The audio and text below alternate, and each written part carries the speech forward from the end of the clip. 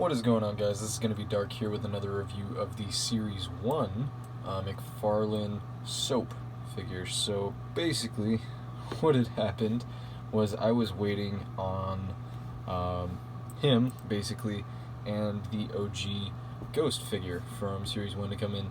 It was going to be the gray one, and instead of sending me those figures, I had gotten sent two of him. So a little bit irritated about that. I went ahead and contacted the seller. We'll see if he gets back to me anytime soon and see if he's actually got the correct figures on hand, but it's whatever. I will at least, while I still have him in hand, I will go ahead and just do a review while I have him at least, and then we will later on do a comparison between the replacement for him. So we'll just do the review for now. So of course, just checking out a couple of different things on him. He's got the different paint apps up here, like the face paint. He's got a little bit of a blood mark here on his nose, like his nose got split. I kind of like that. When I play through like Ghost Recon and things like that, I ended up kind of adding a lot of those. Same thing with like Saints Row rather, but just different things.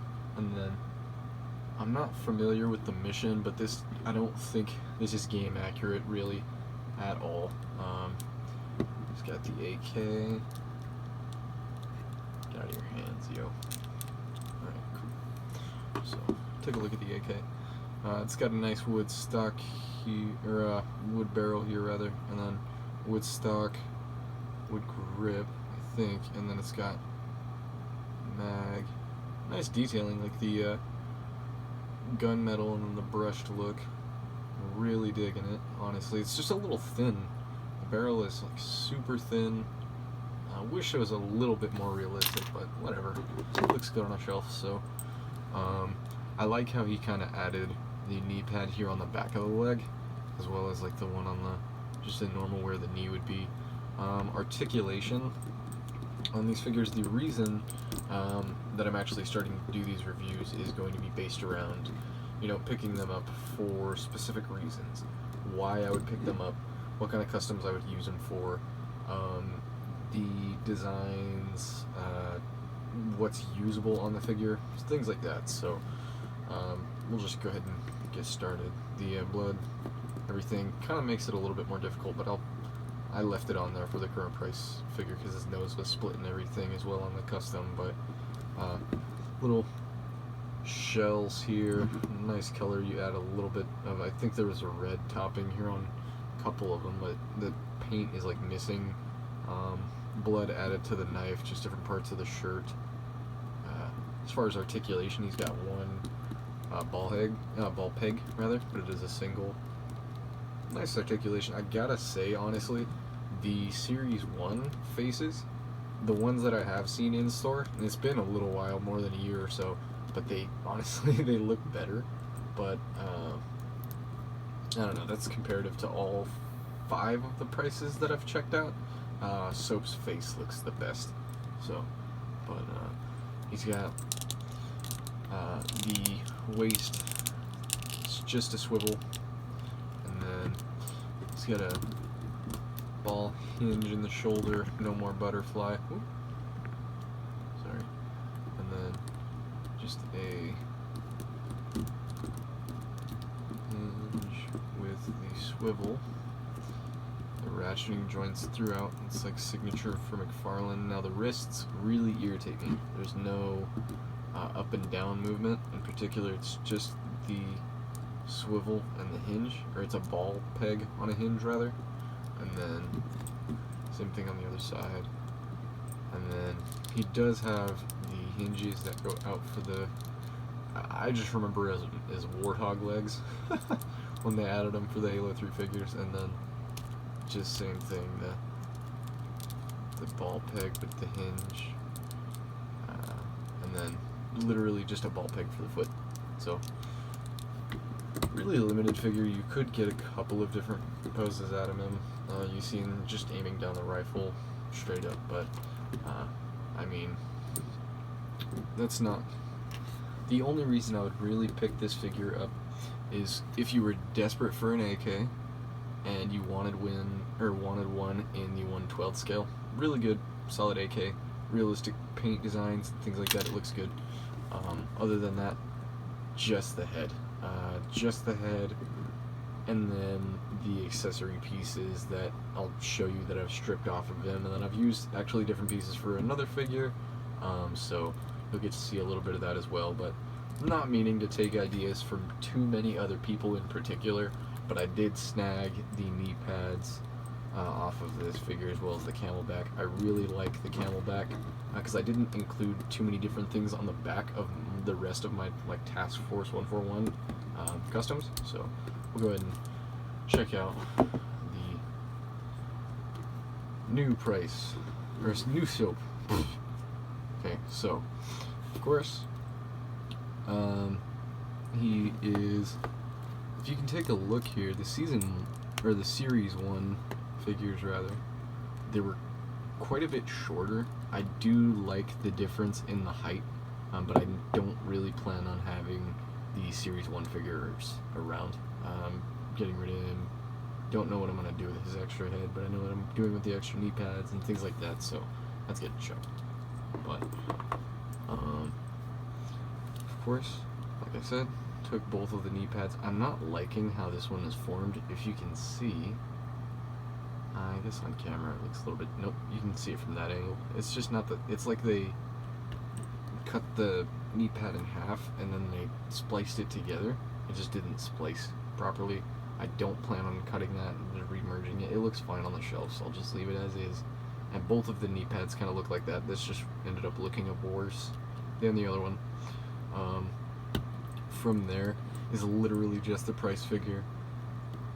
We went ahead and took a McFarlane Halo Reach pouch. I don't remember which figure this came off of. I just remember I went through storage recently, found a couple of different figures, and was able to pull. I remember there was a peg snapped off of this one. That's probably why I threw it in a bag like that. So since there was no more usage unless I glued it to a Halo Reach figure, I figured I might as well use it. I took 2 other leather pieces. These are the last 2 that I had, but it looks good. A little different consistency and things like that when you actually see it. It's texturized very well.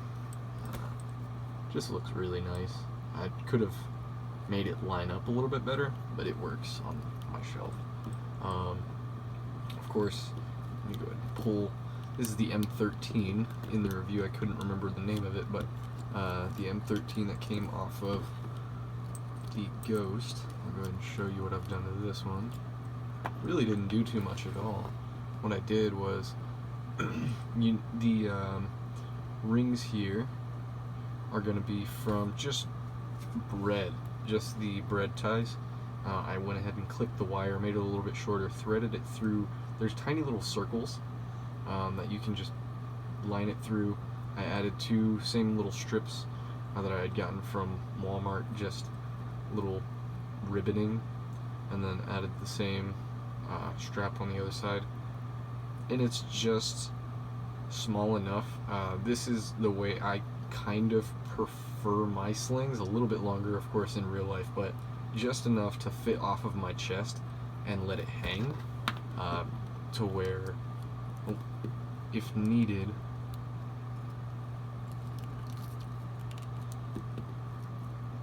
you can bring it up, snap it into the shoulder, bring it up, and it doesn't bring too much limitation. Just trying to bring a little bit more realism into the actual gun itself. I'm going to be adding on a little bit of red paint to the Trigicon later, just things like that. But here's where it really gets cool.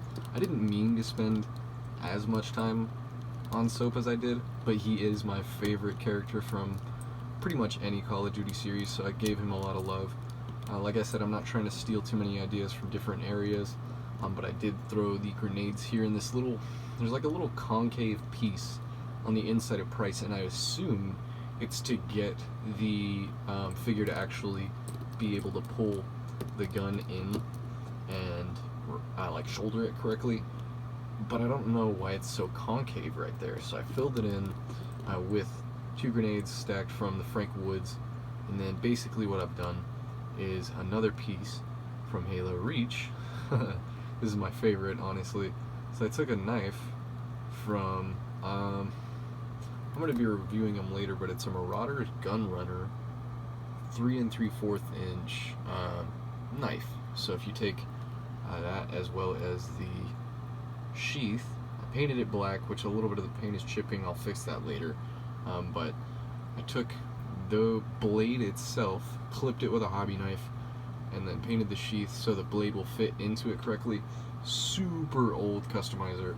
Kobach got the idea from a Buck customize, basically, or a Buck custom sheath, basically. But I took the handle from a Halo Reach chest plate, and then it's a functional chest rig.